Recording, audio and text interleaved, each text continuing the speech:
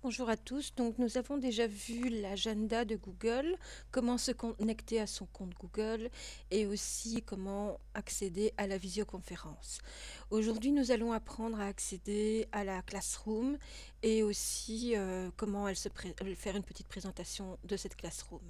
Donc, la Classroom, en fait, c'est une plateforme qui est sur le net, donc sur un nuage. Tout ce qui est sur votre PC n'est pas forcément accessible dans la Classroom, c'est-à-dire que c'est un service qui est dans les nuages sur Internet et pour pouvoir travailler sur le service que je vous donne, sur les documents et tout ça, il va falloir les télécharger de manière à ce que vous les ayez sur votre bureau. Alors, pour certains, ce n'est pas toujours nécessaire, mais pour la majorité, en tout cas dans les cours débutants pour le moment, c'est le cas. Nous verrons plus tard comment travailler sur un même document à plusieurs. Ici, donc, c'est un service en ligne, donc sur le net. Si vous me remettez un devoir, sachez une chose, c'est que tant que vous ne me l'avez pas rendu, je ne peux pas le voir. Moi, de mon côté, je ne peux pas voir ce qui se passe sur votre ordinateur. Et si vous avez fait votre devoir sur l'ordinateur, que vous ne l'avez pas remis sur la Classroom, il m'est impossible de le voir, sauf si j'utilise un service AnyDesk avec votre accord pour accéder à votre PC. Donc, pour cela, on est sur la page Google et vous voyez ici, je suis connectée avec un compte comme étudiant comme le vôtre. Donc, je n'ai pas celui de l'EPN où je suis le professeur. J'ai accès au service Google par les petits carrés ici. On les a déjà utilisés pour accéder à l'agenda et aussi pour accéder éventuellement sur Google Meet, mais on est passé par l'agenda. Donc ici, je vais descendre et j'ai ici la Classroom. Je vais cliquer dessus et vous voyez, en fait, j'ai deux cours. Donc, je suis l'élève, donc ici. Là, le professeur qui donne cours alphabétique, c'est le PNDAB. Vous voyez, c'est un cours débutant. Le titulaire du cours, c'est le PNAB. Et ici, c'est bien la preuve que je suis un élève. Par contre, ici, vous voyez un deuxième cours. Probablement que vous n'avez pas ceci avec une flèche comme ceci. Ici, en fait, c'est moi donc, qui donne le cours à une autre personne. Chez vous, donc c'est-à-dire que vous avez tout à fait le droit d'utiliser la Classroom pour donner un cours à distance à une autre personne. Ça, c'est tout à fait possible. De même que vous allez avoir ceux que vous suivez ici. Et certains parmi vous, vous avez plusieurs cours. Donc, une leçon, une salle de classe, toujours représentée par un nom. Et ici, le nom du professeur ou de l'éditeur. Et puis ici, dans les trois petits points, vous pouvez la déplacer. On va faire... donc, excusez-moi, je reviens en arrière. Ou se désinscrire, etc. Bon, et ici, ça n'a pas tellement d'intérêt. Si vous voulez accéder à cette Classroom, donc je vais le faire en tant qu'étudiante pour l'alphabétique, je vais aller sur alphabétique en visioconférence. Et voilà, j'ai mon cours. Si maintenant je veux voir à faire, eh ben je vois ici à faire. J'ai aucune date limite. J'ai ici connexion compte Google. Il n'y a pas de date limite. Je n'ai pas encore remis de devoir. Et cette semaine, j'ai aucun devoir. La semaine prochaine non plus, ni plus tard. Je reviens en arrière, toujours en cliquant sur les trois petites barres ici. Je reviens sur mon cours. Je peux voir à corriger, donc j'ai ceci parce que je donne le cours ici English, sinon vous n'avez pas besoin, vous ne l'aurez pas. Et l'agenda, en fait, c'est une liste, vous voyez, pour le 26 au matin, le devoir 01 devait être remis. Donc vous avez l'échéance qui s'affiche ici. Je reviens au point de départ sur mes trois petites barres. Je vais sur la petite maison où il y a les cours. Et donc l'agenda, c'est pas le Google Agenda où vous avez le cours avec votre visioconférence. Je vais recliquer dessus pour vous montrer. Donc le 26, nous avons un devoir à remettre et le 27, normalement, nous avons notre cours avec la visioconférence. Et vous voyez, il n'apparaîtra pas ici. Je peux choisir toutes les classes, donc, et aussi les deux cours, donc celui que je donne et celui pour lequel je suis étudiante, c'est-à-dire celui-ci alphabétique. Je vais revenir en arrière ici, reprendre cours.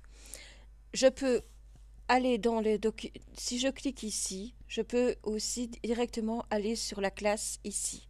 Vous voyez, j'ai aussi Affaires qui apparaît ici. Donc c'est la même chose que ce que je vous ai montré tout à l'heure.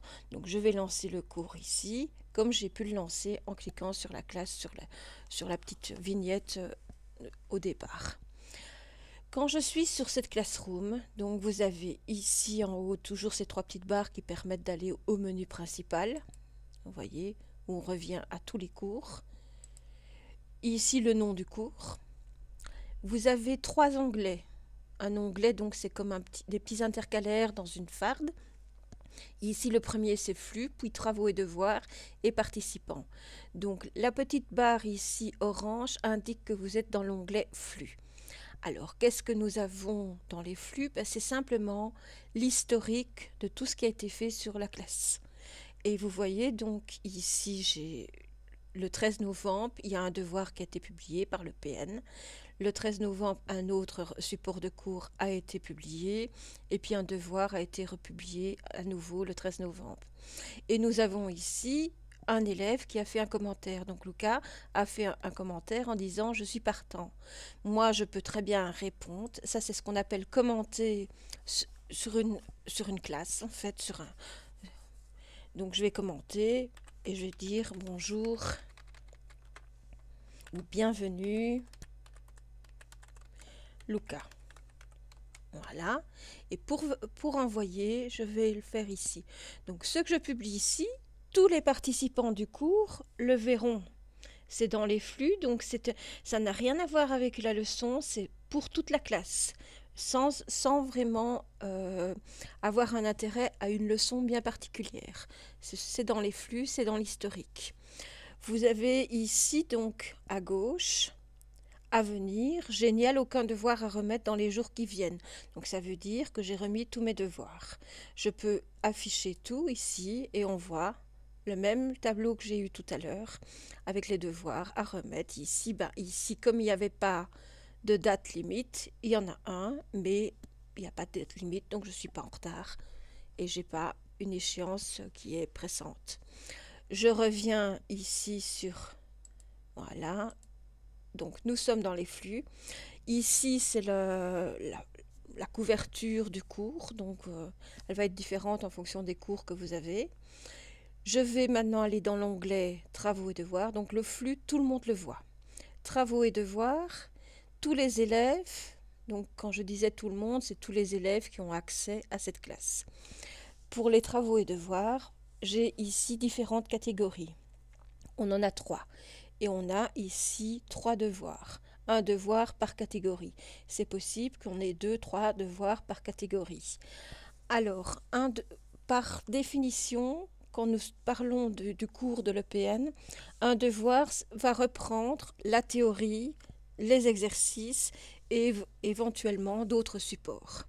Donc, un devoir n'est pas forcément un devoir à faire. Par exemple, si vous avez Google en général, donc vous avez cette catégorie ici, vous avez le devoir 00 ici, le devoir est toujours marqué par un petit truc ici. Vous voyez ici c'est un support, mais ça fait partie de cette catégorie.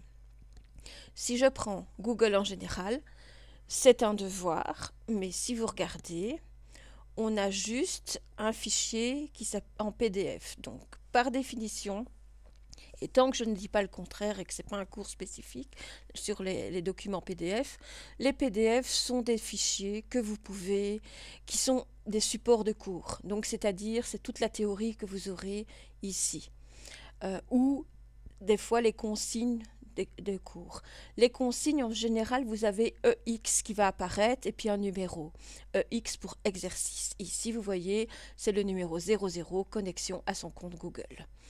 Alors, pour accéder à ce devoir, donc vous voyez, aucune date limite. Le devoir est attribué, mais il n'a pas encore été remis, puisqu'il n'y avait pas de raison de le remettre. Je vais faire afficher le devoir. Et là, j'arrive dans une grande fenêtre.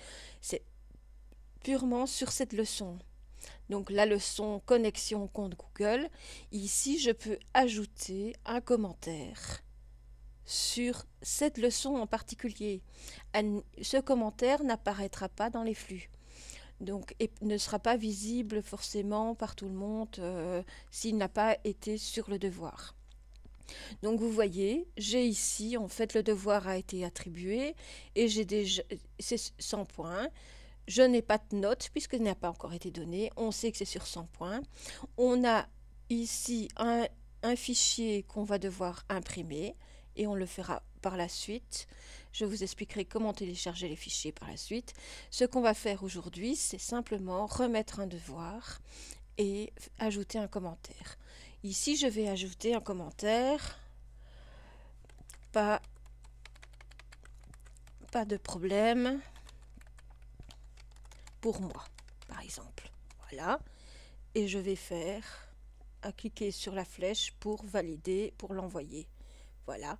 Et une autre personne sur ce devoir peut très bien répondre.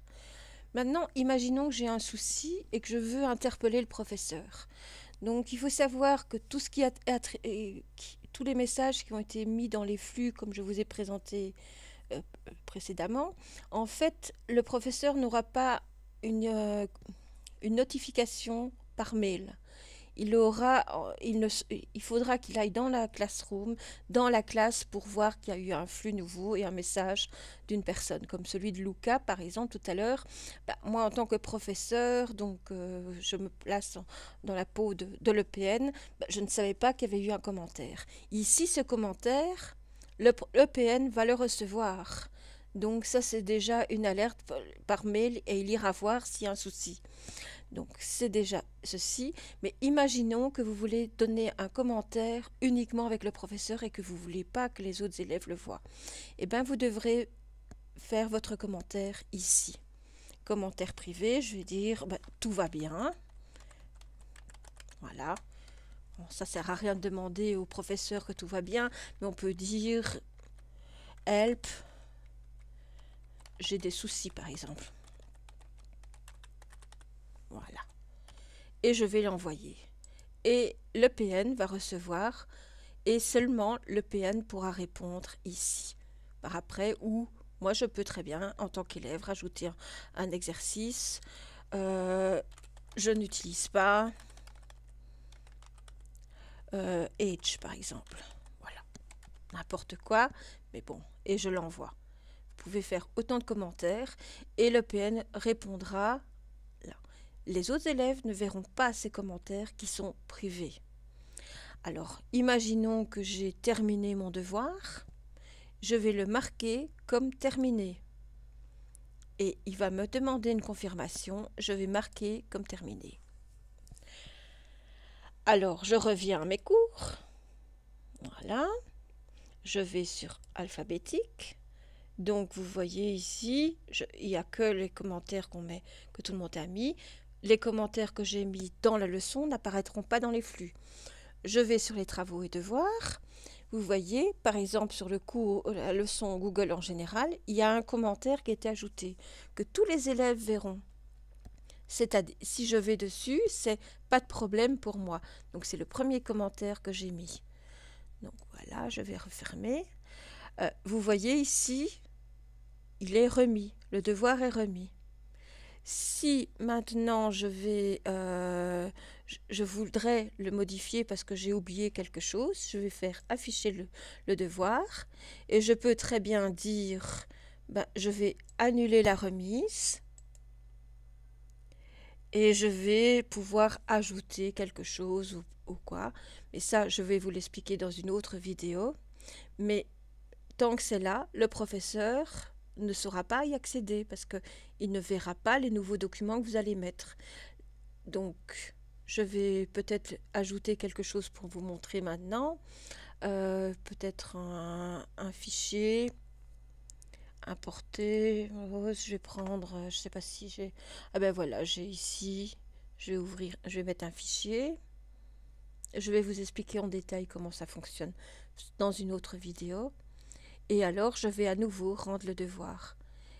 J'ai une demande de confirmation, je vais rendre le devoir. Et voilà, de devoir attribué, il est remis. Et là, le professeur va attribuer une note par après. Si maintenant je veux retourner sur ma leçon sur la classe en général, je reviens ici, donc sur alphabétique, pas les 3 petits points, les 3 petites lignes parce que vous aurez accès à tous les cours. Mais si vous recliquez ici, vous êtes sur la page de départ avec les flux. Je vais retourner dans mes travaux et devoirs. Et là, vous voyez, j'ai les vidéos explicatives. Alors, les vidéos explicatives, c'est quoi? À chaque fois que vous avez une leçon avec une nouvelle théorie, l'EPN essaye en général d'ajouter une petite vidéo qui explique la théorie du jour. Donc si je vais ici pour le moment, je vois qu'il y en a. Et on a ici se connecter à son compte Google. Donc c'est des petites vidéos, il suffit de les lancer comme ceci. Et vous les écoutez. Bonjour à tous, dans cette vidéo, je vais nous allons l'arrêter parce apprendre que... à... Voilà. Et je reviens ici sur... donc ici, travaux et devoirs. Donc vous voyez, j'étais ici sur YouTube. Ça, on verra plus en détail par après. Mais vous passez, vous les voyez, et elles sont dans une playlist. Et quand vous avez terminé la première, elle va à la deuxième, etc. Si vous voulez accéder directement à la dernière, par exemple, ici, vous la lancez comme ceci. Bonjour à Et tous, pour aujourd'hui nous allons fermer, créer un événement. vous faites une pause ici. Alors, quand vous avez terminé de regarder toutes les vidéos, vous êtes sur cet onglet ici, vous allez aller là où il y a le petit bonhomme dans un carré, un rectangle orange, c'est la Classroom et vous revenez à votre situation. Ici, j'ai considéré que c'était un devoir, mais c'est simplement des supports qui sont destinés, qui seront mis à jour régulièrement au fur et à mesure de l'avancement de nos exercices. À côté de cela, nous avons donc ici, j'ai les dates limites aujourd'hui, vous voyez, et aucun devoir n'a été remis pour le moment. Donc de ce côté-ci, je n'ai pas de notes. Le dernier onglet qu'on peut voir, ici, donc tout d'abord, ici à gauche, vous avez tous les thèmes, donc vidéo, Google en général, Google Agenda, et chaque fois que je rajoute quelque chose, ça va aller en dessous, etc. Les participants. Vous avez tous les noms des participants, mais il faut savoir que si par exemple je veux accéder ou écrire à l'un ou à l'autre, je ne pourrai pas. C'est une question de vie privée, donc c'est un accord comme ça. Si par contre vous avez envie de discuter avec une des personnes, bah, demandez-lui par après, lors de nos visios ou quoi, comment vous pouvez la joindre et tout pour les exercices suivants, mais je demanderai toujours l'accord aux personnes pour éviter tout malentendu. Donc je reviens ici, vous voyez, il n'y a que le PNDAB qui peut écrire, envoyer. Ici, vous pouvez juste envoyer un mail à le PNDAB. Donc si je clique ici, sincèrement, si c'est vraiment par rapport à la leçon, ne le faites pas, mais plutôt envoyer un petit commentaire privé, ça, je le reçois de toute façon, il n'y a pas de souci. Eh bien, je vais mettre test et puis je vais envoyer. Voilà. Alors, vous voyez, on est dans un autre onglet. Vous revenez toujours sur votre petit carré ici. Voilà, pour revenir. Il s'est fait automatiquement, en fait. Donc, si je vais dans les travaux et devoirs, vous avez ici affiché votre devoir. Vous avez ici, vous voyez, l'agenda de Google. Bah, il a été noté et j'ai reçu la note 100%. Ici, j'ai remis le premier devoir, donc connexion au compte Google. Il a été remis, il est en attente d'une note. Je reviens sur ceci. Donc, tout ceci en fichier vos devoirs, vous avez la liste de tous les devoirs. Si je vais maintenant sur Google Agenda, eh bien, vous allez voir, normalement, on a ici le devoir qui s'affiche ici, donc il fallait le remettre pour aujourd'hui. Il est représenté par assignment, donc en anglais, l'agenda de Google. Donc c'était à remettre pour aujourd'hui. Et vous avez la visioconférence qu'on a demain. Donc je suis en train de faire cette vidéo le 26 novembre. Donc le lendemain, nous avons une visioconférence. Donc ici, on est bien sur Google Agenda. Si je veux revenir en arrière, contrairement à l'agenda qu'on avait au départ. Et le dossier Drive, pour le moment, n'allez pas le voir, ça va un peu compliquer les choses, je vous expliquerai par la suite. Je vous remercie pour votre attention et à une prochaine vidéo où je vous expliquerai comment télécharger les fichiers qui sont sur la Classroom.